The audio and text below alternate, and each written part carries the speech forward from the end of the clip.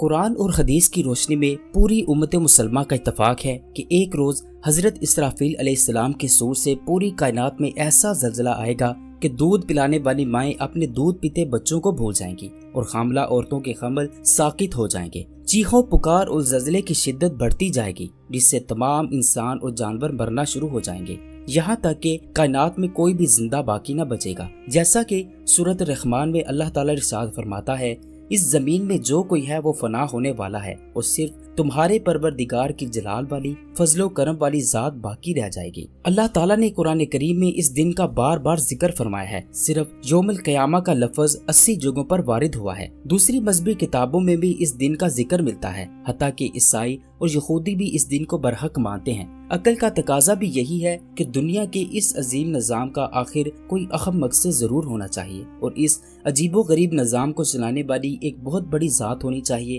جس کی طاقت کا ہم اندازہ نہیں لگا سکتے، اور اس دنیا میں کیے گئے اچھے اور برے اعمال کی جزا یا سزا بھی ملنی چاہیے۔ اللہ تعالیٰ نے قرآن کریم میں مختلف انداز سے اس دن کی ہولناکی کو ذکر کیا ہے، جیسے ارشاد باری تعالیٰ ہے، جب سورج لپیٹ دیا جائے گا اور جب ستارے ٹوٹ ٹوٹ کر گریں گے اور جب پہاڑوں کو چلایا جائے گا اور جب سمندروں میں طغیانی آ جائے گی اور جب آسمان کا چھلکا اتار دیا جائے گا اور جب دوزخ بھڑکائی جائے گی اور جب جنت قریب کر دی جائے گی، تو اس وقت ہر شخص کو اپنا سارا کیا دھرا معلوم ہو جائے گا۔ جب آسمان چڑ جائے گا اور جب ستارے جھڑ پڑیں گے اور جب سمندروں کو ابال دیا جائے گا اور جب قبریں اکھاڑ دی جائیں گی، اس وقت ہر شخص کو پتہ چل جائے گا کہ اس نے کیا آگے بھیجا اور کیا پیچھے، یعنی کیا اعمال کیے۔ روز قیامت کے حوالے سے اللہ تعالیٰ کا ارشاد ہے، جب آسمان پھٹ جائے گا، جب زمین کو کھینچ دیا جائے گا اور اس کے اندر جو کچھ ہے وہ اسے باہر پھینک دے گی اور خالی ہو جائے گی، اے انسان تو اپنے پروردگار کے پاس پہنچنے تک مسلسل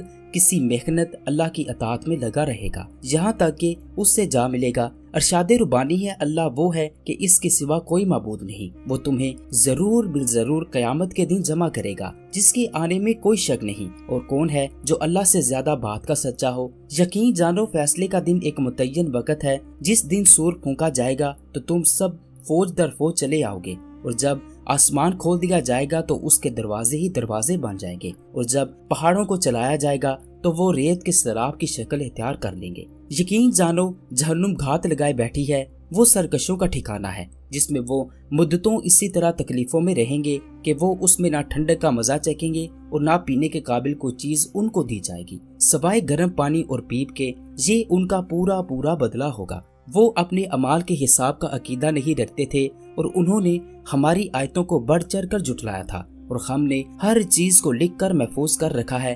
اب مزہ چکھو، اس لیے کہ ہم تمہارے لیے سزا کے سوا کسی چیز میں اضافہ نہیں کریں گے۔ ہم انہیں قیامت کے دن منہ کے بل اس طرح اکٹھا کریں گے کہ وہ اندھے، گونگے اور بہرے ہوں گے۔ ان کا ٹھکانہ جہنم ہوگا۔ جب کبھی اس کی آگ دھیمی ہونے لگے گی، ہم اسے اور زیادہ بھڑکا دیں گے۔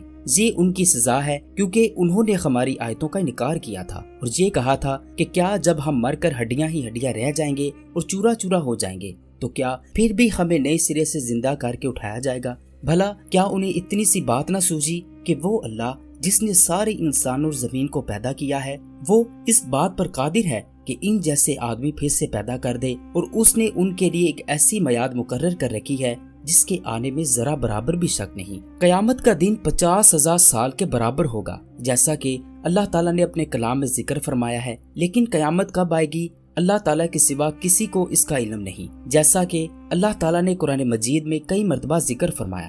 اس وقت صرف ایک آیت جس کا ترجمہ ہے، یہ لوگ آپ سے قیامت کے متعلق پوچھتے ہیں کہ وہ کب واقع ہوگی، آپ فرما دیجئے کہ اس کا علم صرف میرے رب کے پاس ہے، وہی اسے اپنے وقت پر کھول کر دکھائے گا، کوئی اور نہیں۔ وہ آسمانوں اور زمین میں بڑی بھاری چیز ہے، جب آئے گی تو تمہارے پاس اچانک آ جائے گی۔ حضور صلی اللہ علیہ وآلہ وسلم نے ایک مرتبہ شہادت اور درمیان والی انگلی کو ملا کر ارشاد فرمایا کہ جس طرح یہ دونوں انگلیاں ایک دوسرے سے ملی ہوئی ہیں، بس سمجھیں کہ میں بھی قیامت کے ساتھ اس طرح بھیجا گیا ہوں۔ یعنی حضور صلی اللہ علیہ وآلہ وسلم اور قیامت کے درمیان کا وقت دنیا کے وجود سے لے کر حضور صلی اللہ علیہ وسلم کی بعثت تک گزرے ہوئے زمانے کے مقابلے میں بہت کم ہے۔ حضور صلی اللہ علیہ وسلم نے ارشاد فرمایا کہ حضرت اسرافیل علیہ السلام اپنی پیدائش کے وقت سے لے کر اب تک سور اپنے منہ میں رکھے ہوئے اللہ تعالیٰ کے حکم کے انتظار میں ہیں۔ جیسے ہی حکم ہوگا ویسے ہی وہ سور پھونک دیں گے۔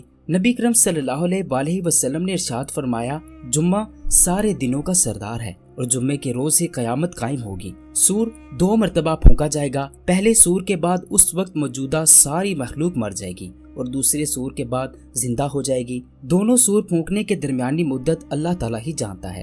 سور کی شکل کیسی؟ سور کی شکل کسی جانور کے سینگ کی طرح ہوگی جس میں پھونک ماری جائے گی۔ سور کی آواز اس قدر شدید ہوگی کہ جیسے جیسے لوگ اس کی آواز سنتے جائیں گے مرتے جائیں گے۔ دوسرے سور کے بعد لوگ قبروں سے اٹھ کر گروہ در گروہ اللہ تعالیٰ کی عدالت میں حاضر ہونا شروع ہو جائیں گے۔ لوگ اپنی قبروں سے اس تیزی سے اٹھیں گے جس تیزی سے ٹڈیاں فضا میں بکھرتی ہیں۔ دنیا کے وجود سے لے کر قیامت تک سارے انسان میدان حشر میں جمع ہو جائیں گے۔ حضور صلی اللہ علیہ وسلم نے ارشاد فرمایا، قیامت کے دن سورج مخلوق سے صرف میل بھر فاصلے پر آ جائے گا اور لوگ اپنے اعمال کے مطابق پسینے میں ڈوبے ہوئے ہوں گے۔ کوئی ٹخنوں تک تو کوئی گھٹنوں تک پسینے میں ڈوبا ہوا ہوگا، لیکن نیک لوگوں کے لیے حشر کا 50,000 سال کا طویل عرصہ ایک گھڑی کے برابر محسوس ہوگا۔ حشر کی گرمی، پسینہ اور طویل مدت سے تنگ آ کر اللہ کے نافرمان لوگ دعا کریں گے کہ یا اللہ ہمیں حشر سے نجات دے، ہوا انہیں جہنم میں ہی ڈال دیا جائے گا۔ حوض کوثر قیامت کے میدان میں ہوگا۔ حوض کوثر پر نبی کرم صلی اللہ علیہ وسلم کی امت جنت میں داخل ہونے سے قبل پانی پیے گی۔ نبی اکرم صلی اللہ علیہ وسلم اس حوض کے وسط میں تشریف فرما ہوں گے۔ حوض کوثر کا پانی دودھ سے زیادہ سفید، برف سے زیادہ ٹھنڈا، شہد سے زیادہ میٹھا ہوگا۔ اس کی تہہ کی مٹی مشک سے زیادہ خوشبودار ہوگی۔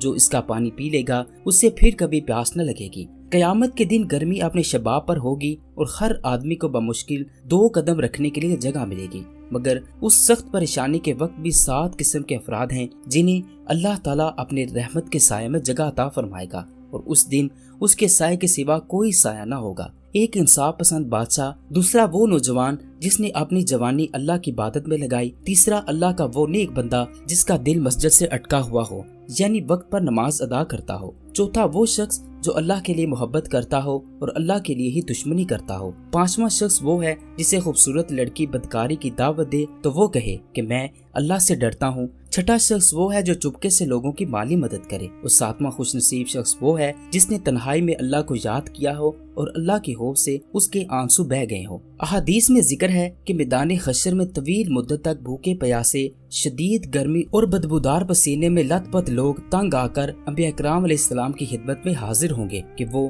اللہ تعالیٰ سے حساب کتاب شروع کرنے کی سفارش کریں۔ تمام انبیاء اکرام علیہ السلام سفارش کرنے سے انکار فرما دیں گے۔ آخر میں لوگ سید الانبیاء حضرت محمد صلی اللہ علیہ وسلم کے پاس حاضر ہوں گے۔ آپ صلی اللہ علیہ وسلم حساب کتاب شروع کرنے کی اللہ تعالیٰ سے سفارش فرمائیں گے۔ اسی کو شفاعت کبریٰ کہا جاتا ہے۔ اس کے بعد اللہ تعالیٰ کی عدالت قائم ہوگی۔ انسان کے ہاتھ، پاؤں اور دیگر اعضاء خود انسان کے اعمال کو بیان کریں گے، جیسا کہ اللہ تعالیٰ نے کئی مرتبہ قرآن میں ذکر فرمایا ہے۔ اللہ تعالیٰ ہم سب کو بغیر حساب کتاب کے جنت الفردوس میں بلند مقام عطا فرمائے۔